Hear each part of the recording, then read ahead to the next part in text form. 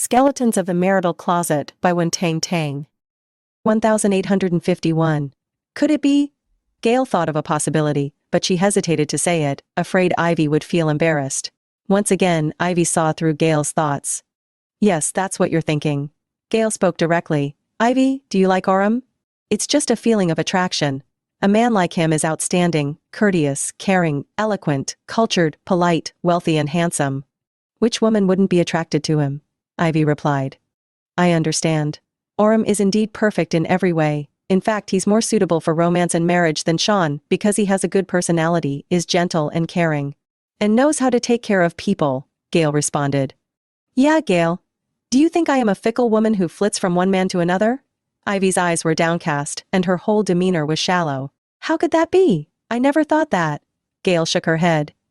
Ivy sighed, pulling at her hair helplessly. When Mr. Wood and I had dinner that night, he politely offered me his coat, helped me, and I felt something, but morality and reason suppressed my thoughts. Mr. Wood is your husband, and I don't have the right to take him away. Orm is different. He's single and outstanding. He's kind to me, and sometimes, there are interactions between us that go beyond friendship. For example, he opens the car door for me, he drives me places. Occasionally, a casual remark from him can seem ordinary, but upon careful consideration, it feels like he has feelings for me too. Orm and I have been getting along like this for quite a few days now. As a result, Ivy helplessly clutched her hair. How can I even deserve him? I don't even dare to entertain that thought anymore. Gale, tell me, is it wrong for me to feel this way? Is it not good? Always falling for men, falling for one after another. She sounded lost, having experienced too much, with no one to rely on or confide in except Gale. Gale looked at her with gentle but firm eyes. Ivy, what you're doing is right, there's nothing wrong with it. Really? Ivy clung on to her words desperately. Yes, it's perfectly normal for a single woman to be attracted to an outstanding man. It's instinctive. But beyond instinct, people also have morals and values. So, you suppressed your admiration for Shawn. I think you and Orm are very compatible. You are free to love each other, Gale said. I know you've been intentionally, or unintentionally matchmaking us, Ivy replied bitterly. Yeah, you have feelings for him and he's interested in you. When two people come together naturally like this, isn't it the start of a great relationship? Gale, what you're saying is an ideal scenario. But now, I'm not worthy of Orm anymore. He's always surrounded by outstanding women, from prestigious backgrounds who are also obedient and well-behaved, lying in wait for him. What right do I have to stand out? If nothing had happened between her and Paul, Ivy's personality would have driven her to pursue her own love. Orm was good to her. Although she was not sure if he liked her, with more time spent together there would surely be a response. However, Ivy did not even feel deserving to pursue him. Ivy, you're very outstanding. You're a highly anticipated female star under the spotlight, with a great figure and stunning looks, you lack nothing. Chapter 1852. But I'm not pure anymore. Gale, Orm likes you, doesn't he? Gale's heart felt even heavier. Even Ivy could see it. I did not mean anything else. The way Orm looks at you is very different from how he looks at others, so I dared to make such a bold guess, Ivy explained. Ivy could not ignore how Orm's eyes were filled with love for Gale. She thought Orm loved Gale, even though they were just friends, and that it was so complicated. I'm married, Gale replied. She opened her mouth, wanting to say something, but her throat seemed to be choked up, unable to make a sound. Both she and Ivy were equally pitiful. How could she comfort her? She and Orm were friends, but they had sex, and she did not know how they would deal with it in the future. Ivy and Orm originally had a possibility, but Paul's actions had completely shattered Ivy's self-esteem. With Orm's status and position, he should care about Ivy's purity a lot. They were just friends before, but now he might just completely not consider her as a romantic partner. How could such a man of noble birth and high status accept Ivy now? Furthermore, Orm loved Gale. It was all so chaotic. Let it go. I should not have any other thoughts about Orm. Maybe, I'm destined to only focus on my career, not suitable for love. Only career luck, no emotional luck, Ivy said. She knew her worth. Orm was unattainable. The scion of a noble family, the CEO of a group, how could she, a female star of ordinary birth, dare to fantasize about life with him? What more, especially now that she had slept with Paul? Gale sighed softly. Ivy, there's nothing wrong with liking someone. Yeah, you're not wrong, I'm not wrong, the wrong person is. They both knew it was the mastermind behind all this. Maybe Orem is not your true fate. Ivy, wait a little longer, you will meet your true soulmate, who will protect you, cherish you, and open his arms to you at any time, accompanying you through this life. Do not be disheartened. Do not give up, you deserve it. I do not deserve it. Ivy shook her head. Even if it's not Orem, even if it's another man. After knowing about me and Paul, he will also look down on me. Gale wanted to say something more, but Ivy took a long deep breath, her shoulders relaxed. Let's move forward, do not look back. She stood up, reached out, and hugged Gale. Give me a few days to adjust. The next time you see me, I'll be that shining and confident Ivy. I'll continue to play the leading role in this movie, and also the endorsement for Levito. You see, have a lot to do. Gale could only hug her back. Go ahead. You have Mr. Wood, he trusts you. Gale, that's lucky enough, do not belittle yourself anymore. And you do not belittle yourself either. Ivy just smiled without answering. There was no one behind her. She had no one to rely on, no one to embrace, she could only be strong on her own. After Ivy left, Gale still sat in the same place, looking out the window. She heard footsteps beside her. Chapter 1853. She did not need to look to know who it was. Shawn, you're here. Yeah. You heard everything between Ivy and me, didn't you? Yeah. I understand her feelings very well because Elv experienced the same thing. Gale slowly lowered her eyes. She envies me for having you supporting me from behind. She doesn't know that I envy her for being alone so that she is free of guilt. Shawn embraced her from behind, enveloping her petite frame in his arms. He called out to her again and again. Gale, Gale, you tell me, do you mind? Gale turned around looking up at him. What's your honest feeling? Shawn, I want to hear. He looked into her eyes, shimmering with tears. Shawn spoke in a deep voice. I do mind, Gale, no man wouldn't mind, and I'm no exception. Gale's body began to tremble uncontrollably. He held her tightly. What I fear more is losing you, Gale. You've been framed, you're not in control of yourself, none of this is what you wanted. You're innocent. You're already suffering, how can I blame you? If this was something you did willingly, we would have no future together. I hope this won't affect our marriage in any way. That's my honest feeling. Tears streamed down Gale's face. Shawn, you mean that you mind, but you want to continue being with me? Yes. Her tears fell harder and faster. Shawn gently wiped them away. Gale, what I just said was the worst-case scenario. The worst? She did not understand what he meant. I still believe that you and Orem are innocent. First, both of you were unconscious. Second, my subordinates arrived very quickly, nothing had happened yet, Shawn said. Gale stared at him, blinking incessantly. Shawn still firmly believed that she was innocent. His belief had not changed. Just focus on living well, be happier. Shawn kissed away the tears on her eyelashes. I will investigate the truth, find enough solid evidence to prove your innocence, and ease the pain in your heart. Before Gale could say anything else, he sealed her lips with a kiss. After a long kiss, Shawn buried his face in her neck, inhaling her fragrance. Do you want to stay at home or go to work? I'll accompany you either way, Shawn asked. Gale thought for a moment. Let's go to the company. If she continued to stay like this, she would only dwell on negative thoughts. Perhaps she could forget about this pain when she got to the company, busy with work and chatting with colleagues. Okay. In Wood Group, Shawn personally escorted Gale to the jewelry department, watching her silently sit at her desk for a while before leaving. When he was there, the entire jewelry department was silent. Everyone kept their heads down, pretending to be busy, even if there was no work to do. Chapter 1855. She had just suggested that to Joe before going to dinner with Ivy. Then the most unexpected thing happened in her life. Gale was completely lost in confusion, completely forgetting everything else.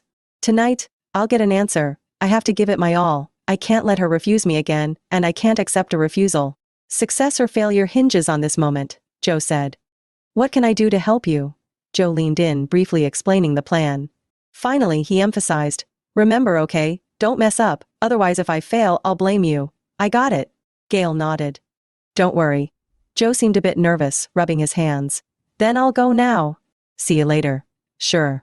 While Gale responded, she picked up her phone, intending to send a message to Shawn. As soon as she opened the chat box, she noticed someone in front of her. She looked up, and Shawn was standing right in front of her. I was just about to look for you. Didn't expect you to show up. She smiled. As long as you need me, I'm always here. I'm going to help Joe with something tonight, so I won't be going home first. What are you doing? Shawn raised an eyebrow, clearly displeased. Is he ordering you around again? It's about him and Summer. I have to go no matter what. Shawn pursed his lips. What are you doing? Tell me. Gale told him everything. Sounds cheesy, he bluntly criticized. Gale chuckled. You don't understand. You've never pursued a girl.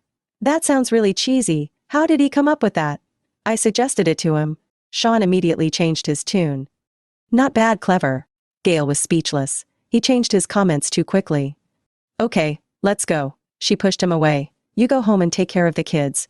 I'll take Summer to the designated location. Shawn seized her waist and pulled her closer. Gale struggled. Hey, this is the company, and there are colleagues around. It's so embarrassing. He did not let go, holding her even tighter. Gale, am I just the stay-at-home dad who takes care of the kids every day after work?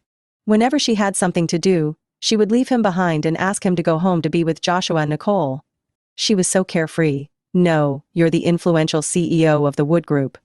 I'm just helping Joe. If he and Summer get together, I won't have to worry about Summer's future anymore, Gale said. Shawn replied calmly, I'm going too. Huh? I said I'm going too. Since Joe has put in so much effort to set up this scene, how can I not go and see? He wanted to see how cheesy Joe could be. Shawn usually had a reserved personality. He was not fond of expressing himself and was not good at it either. He always felt uncomfortable when people around him were watching him. He believed that love was not ostentatious and did not need to be publicized for everyone to see. Chapter 1856. Oh well, everyone expresses love in different ways. He did not mind going to witness it. Truth be told, he just wanted to be with Gale more, and to stay by her side. Shawn was thoroughly worried about her running around alone. Alright, but since you and Summer don't get along well, can you just quietly follow us from afar? Is that okay? Gale compromised. Shawn's face darkened. Today might be a day she remembers for the rest of her life. Shawn, just bear with it for a little while. He still did not say anything, so Gale took it as consent. Coincidentally, the door to Summer's office suddenly opened. Gale hurriedly pushed him, and Shawn reluctantly left. Huh? As soon as Summer came out, she happened to see Shawn's retreating figure. Gale, why aren't you going home with Mr. Wood? He's busy with his own things and I am doing my own thing. Summer did not understand. Your own thing? Where else are you going? You didn't come to the company this morning either. You're being a bit too suspicious. I'm going to hang out with you. Are you free tonight, Summer? Let's have dinner together. Before Summer could respond, Gale had already taken her arm. Let's go. I've already booked a spot. Hey, that's settled. Gale dragged Summer away without giving her any chance to speak. Sitting in the passenger seat, Summer yawned loudly. She did not bother pretending to be graceful in front of her best friend. After some thought, Gale reminded her, You look a bit tired. Yeah, who can still be full of energy after a day of work? How about putting on some makeup?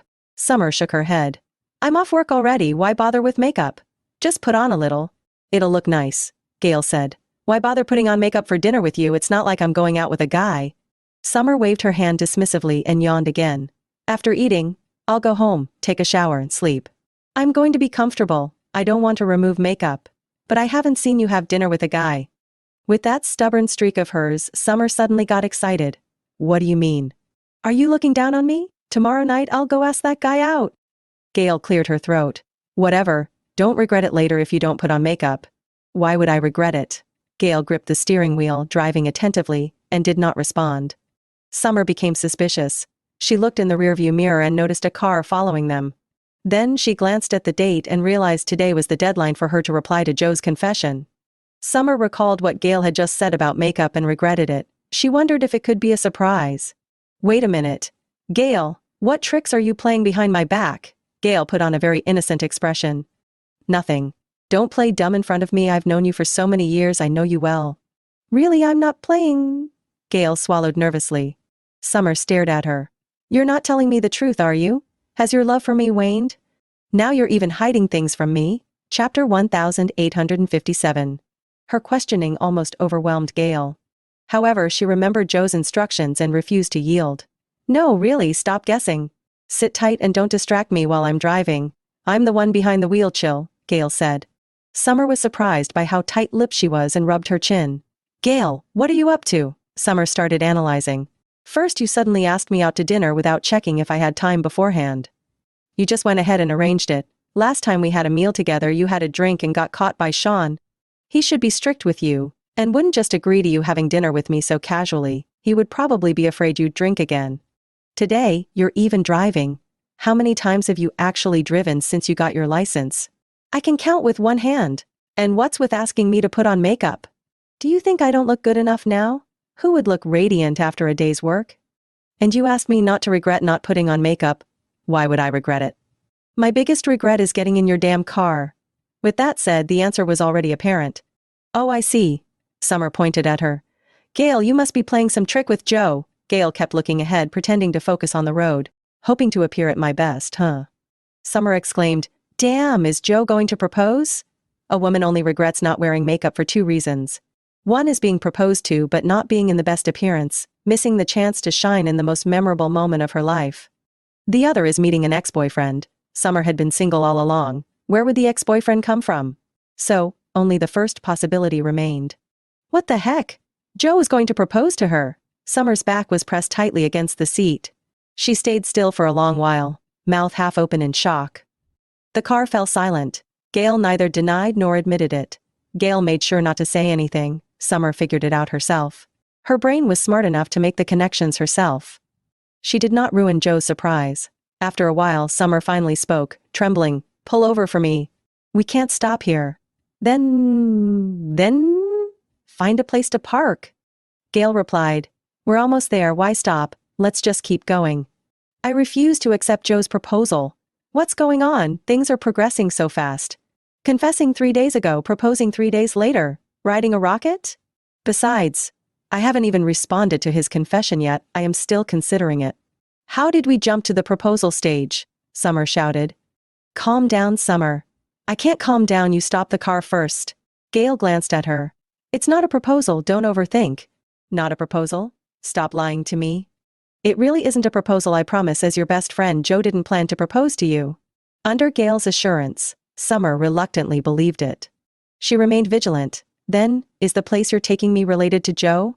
Stop asking, I can't say. Gale gripped the steering wheel. Anyway, you'll know when we get there. I won't harm you, let alone sell you out. You're hurting me right now. Taking me to Joe's place is no different from selling me out. Summer was freaking out, pulling her hair, looking panicked and lost. Chapter 1858. She knew tonight was the deadline for the 3-day period, and she had already figured out how to answer Joe's confession. She had rehearsed it many times in her mind. What Summer wanted was a quiet place with just the 2 of them. However, it ended up involving other people. Although it was not a proposal, Summer had no idea what would happen next. Her heart was in turmoil. You better stop the car. I'm not going. Gale, my best friend, please, stand by my side, help me this once, okay? Summer said. We're almost there. Summer's emotions became even more agitated. I won't go. Will you stop or not? If you don't, I'll jump out of the car. Her hand rested on the car door handle. Hey, it's dangerous, don't mess around. We're going to meet Joe, but it's not a proposal, don't worry, Gale said. Not a proposal? Then what is it? Oh, you'll see when we get there. Although Summer kept saying she would jump out of the car, she was actually quite timid and afraid. As they reached the intersection and prepared to turn, she gritted her teeth and touched her face. She muttered softly to herself, What should I do? I look so tired and worn out. At this moment, she was concerned about her appearance. Gale chuckled. They say when a woman falls in love with a man, she cares about her appearance because she's afraid she won't look her best in front of him. Summer wanted to retort, but she did not know what to say. The words were on the tip of her tongue, but she could not spit them out. I have foundation and lipstick in my bag, you can make do with them. Gale slowed down the car and raised her chin. Red light, 60 seconds enough? Summer hesitated for a second, then quickly grabbed Gale's bag and rummaged for makeup. Gale chuckled as she leaned on the steering wheel. Summer started putting on makeup frantically while complaining. Laugh all you want. You should have said something when we were at the office. If I did, you wouldn't have gotten in this car with me. How would I explain to Joe? What did he promise you to make you help him like this? Gale answered seriously. He promised to take care of you for the rest of your life, to make you happy forever. That's the benefit he promised me. I think it's great, so I agreed to help him. Summer snorted. Though she acted disgusted, she felt loved. There's a surprise waiting for you ahead. A proposal is a different kind of romance, and what comes next is also a kind of romance. You can't rush a proposal. Even if Joe wanted to, I wouldn't cooperate, Gale said. She had boundaries and knew what to do and what not to do, what Summer could accept and what she could not. For example, The surprise Joe arranged today must have been something Summer anticipated and liked. What women say and think are often different. Gale understood her best friend's intentions the best. Just this once, don't make it a habit. If you do this again next time, I'll be mad at you. Gale leaned over with a smile. Come on, we promised to do square dancing together when we're 80. Cut it out. Summer looked satisfied at herself in the mirror. Although it was not well done, she looked much better than without makeup. The red light turned green. Oh, by the way. Summer glanced at the rearview mirror. That car has been following us, could it be Joe? Joe's been waiting for you there. Then, who's in the car behind us? Chapter 1859. It's my husband, Gale replied. Why Shawn? What's he doing here? Summer was puzzled. He's worried and said he wants to protect me. He's afraid I'll get into trouble alone. He would also like to witness the end of Joe's singlehood. I haven't agreed to Joe yet. Yeah, you haven't agreed now, but you will later. Summer blushed, showing a shy smile. A woman in love was truly adorable and sweet. Gale thought if Summer was happy, she would be happy too. The car entered the underground parking lot of the mall. Summer was both excited and nervous because she did not know what awaited her next. They got on the elevator. Hey, pretend you know nothing. Don't let Joe see that you've figured it out. Otherwise, it'd be boring. Later he'll come to me and complain that I didn't hide it well, Gale advised. She heard no response from the person beside her. Summer? Gale found it strange, tugging at her sleeve. Did you hear what I said? Huh? What did you say? I finished speaking. Summer blinked. You spoke just now. She was so nervous that she could not even hear Gale's voice. Never mind. Let's leave it at that. Gale shrugged helplessly. As someone who had been through it, Gale understood Summer's current state of mind very well. The elevator went straight to the top floor. The city sprawled before their eyes under the night sky. The bustling cityscape was vibrant and lively, with its neon lights and busy streets. The elevator doors slowly opened. Go on, Summer, be happy, Gale said softly. It was her sincerest wish. Witnessing her best friend's important moment was also a rare joy for her. Gale stood quietly in the corner. Summer was very nervous, her heart pounding as she walked slowly. The rooftop was spacious and quiet, only the sound of the howling winds could be heard. It did not seem like the rooftop was decorated. It all looked quite ordinary. However, as Summer walked forward and turned a corner, what came into view was different. The ground was covered with rose petals, numerous pink balloons floated in the air, swaying with the wind, and bright lights illuminated the entire rooftop as if it were daytime. In the center, a circle of candles was arranged in the shape of a heart.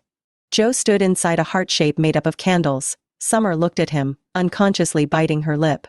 She had seen this scene many times on TV and in real life. However, every time she saw it, she was just a bystander, feeling envious. Today, she was no longer a bystander. She had become the female lead in the drama of her own life. Joe had become the male lead. Although it seemed ordinary, even a bit kitsch, Summer's heart swelled up with joy, and she was moved. It turned out that being in the scene and witnessing the scene were two completely different feelings. It was clear that Joe had carefully prepared for today. Chapter 1860. Joe was dressed in a suit, sporting a tie, his hair neatly combed. He appeared more serious than his usual casual self. Yet there was an added layer of nervousness to him. Summer, you're here, Joe said with a slight tremor. He stepped out of the heart-shaped enclosure and walked up to her, handing her the bouquet he held. It was a bunch of pale blue roses. They looked beautiful and sophisticated, and it was meticulously wrapped. It's for you. It matches your outfit today, Joe said. She was wearing a sky blue long-sleeve dress. Her hair was pinned up with large hair clips, a few strands cascading casually, and she looked beautiful. Of course, in Joe's eyes she was beautiful no matter what. Summer reached out and took it, the faint scent of flowers wafting to her nose. She bit her lip and remained silent. I'm sorry, it's me who had Gale bring you here. I was afraid if I invited you, you'd reject me, Joe said. He was somewhat stuttering, speaking in fits and starts. Summer continued to look at him, which made him even more nervous. Joe took a deep breath. Their clothes billowed in the wind. 3 days ago, I confessed to you, Summer, we've known each other for several years. During this period, I haven't been able to figure out my feelings, which led us to never truly being together, Joe said. 3 days later, which is now, is the day for your response. They say a day feels like a year. For me, it's been a second feels like a year. Every second, every minute has been tormenting, all in anticipation of your response. I feared time would pass too quickly, catching me unprepared. I also feared time would pass too slowly, delaying the moment I could hold your hand. Now that the moment has truly arrived, I feel relieved. Joe looked into her eyes, somewhat nervous and a little awkward. But in fact, his awkwardness made it seem all the more sincere and touching. Regardless of your answer, I will do what I should do, what I want to do. I've given you everything I wanted to give you, whether you want it or not, that's up to you. At least I won't have any regrets, Joe said. Summer held the bouquet and lowered her head, playing with it gently with her fingers. Joe. Yes, he responded immediately, as if she were calling out his name for roll call. Summer chuckled softly. I've already made up my mind. 3 days were enough for me to think it through. She raised her head, meeting his eyes again.